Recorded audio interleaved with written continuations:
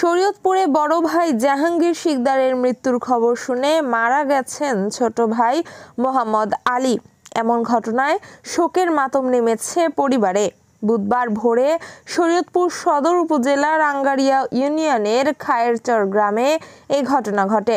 মৃত জাহাঙ্গীর শিকদার ও মোহাম্মদ আলী খায়েরচর গ্রামের নুরুল হক শিকদারের ছেলে। নিহতের স্বজনরা জানায়, জাহাঙ্গীর শিকদার পেশায় একজন বাস চালক। মঙ্গলবার দিনগত রাত 3:30টার দিকে তিনি অসুস্থ হয়ে পড়েন।